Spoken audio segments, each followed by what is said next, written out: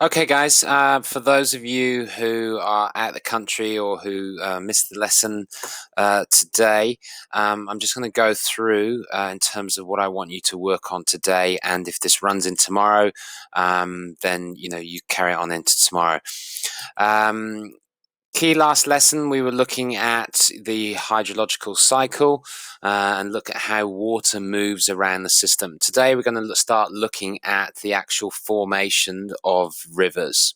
Okay, obviously rivers start in what is known as the upper course. Okay, that is usually up in high mountainous sort of areas. And then flow all the way down to the sea, which is the lower course. We're going to have a look at, in terms of over this lesson, the different landforms and processes that take place in those different courses. Okay, so whether in the upper, the middle, or the lower course. Key processes we want to going to be looking at. Obviously, we had a look at the idea of erosion and weathering last week. So again, here, erosion is that sort of process. It's the wearing away of the riverbeds and banks. Okay, and that rock is then broken down and carried by the river. So it's the act of transport in it. Okay. Transportation then moves that broken sediment down the river, and as the river sort of becomes wider and wider, and in many ways it becomes a lot slower, a lot of that eroded material is deposited. Okay, and it's dropped, and this is where we have things like deltas and estuaries that kind of form here. Okay, so it's important you understand what the difference between those three processes. Okay.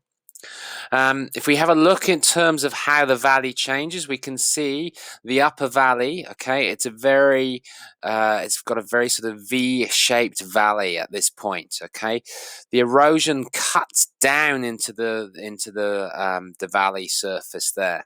Okay, so erosion is most dominant in the upper part of the course, the river course. Okay, so it's sort of cutting into the side of the valleys, eroding away the material, and then transporting this down the riverbed. Okay, it's not to the lower reaches. We can see the river becomes an awful lot wider. Okay, and this is where deposition then starts. So that find or the sediment up at this area would be very coarse. It'd be large, big rocks. As we come to the middle region, it's sort of smaller pebble kind of size. As we come down to here, it's very much like sand and silt. So we see how the rock is basically broken up as we go down the river. I'm not going to play this now, but again, you'll have access to this PowerPoint on Google Classroom as well. There's sort of a 10-minute sort of overview in terms of how a river changes. So you'll see all sorts of features from the river source, where you've got the actual spring and the bog way up in terms of the top of these sort of mountainous moors, right the way down to what it looks like as it enters the sea. So watch this video so you have a clear understanding of the difference here. It's important to also then understand some of the processes in more depth.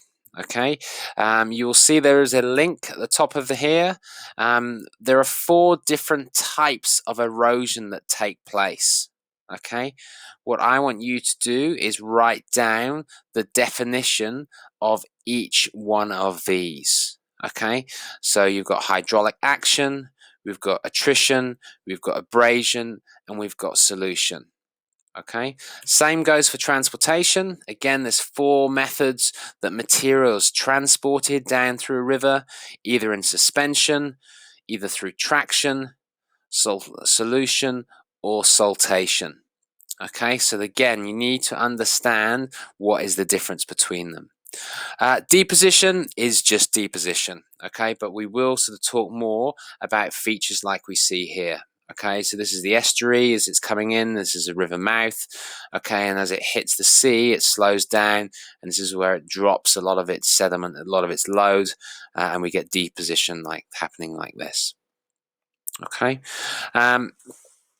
again, just to ensure that you understand the terminology that we've gone through over the last few lessons. Okay, there is a keyword quiz here. This is set up as a Google Doc, a Google form. I think it's about 30 different questions for you it's a multiple choice.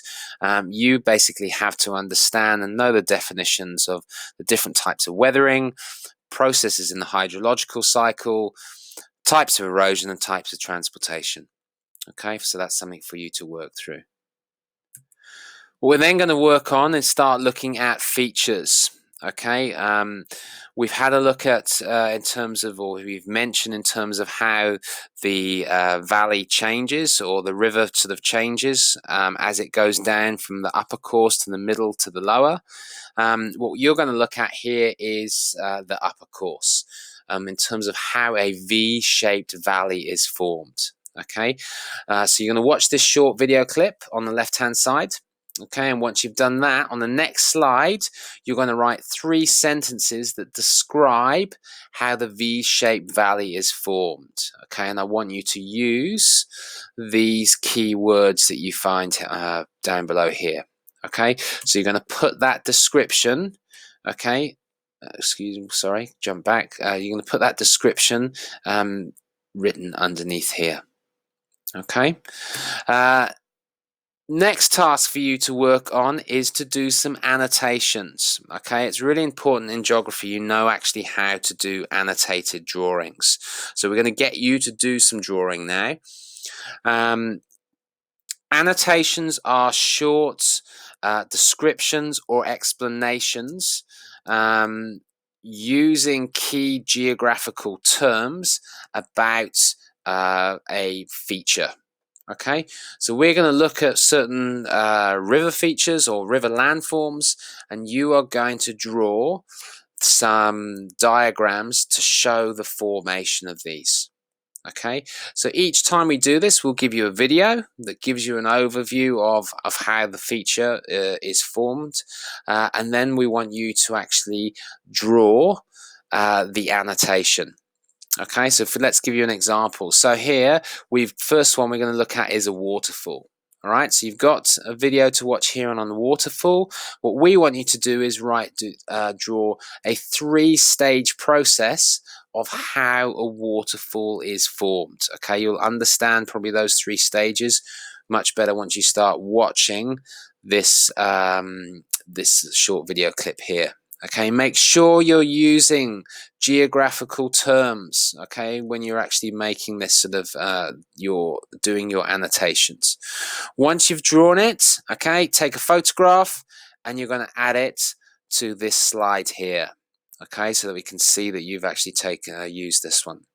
All right. Same then talks about meanders. So this is where rivers start to curve. All right, so we're going to do the similar sort of process again.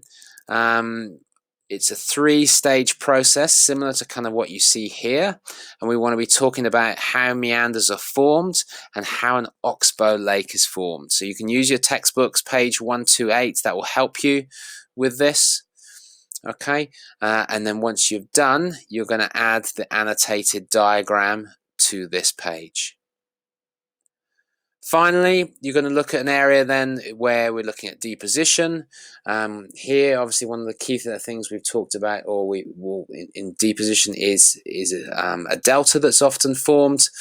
Okay, and you'll get these things certainly like sandbars as they sort of enter into the ocean. Often, this is sort of then splits it up and causes or forms what almost looks like a delta. Okay, what you're going to look at is a levee. Again, you're going to divide this into a 3-stage process. How is a levee formed over time? Okay, again, once you've done your drawing, you're going to upload it to this PowerPoint. Finally, what you're going to look at is the idea of floodplains. Okay, we're now down on the floodplain, we're on the lower course, and you're going to start thinking about what are some of the benefits and what are some of the problems with living here. Okay, I've given you a couple links to help you with this. Again, fill in the blanks with regards to what you need to do here. Okay, this should take you all of today's lesson. It should probably run over into tomorrow's lesson also. Tomorrow's lesson as well, we need to be working on our case studies. Okay, so there's several case studies that we'll look at. I will talk about them in a separate screencast.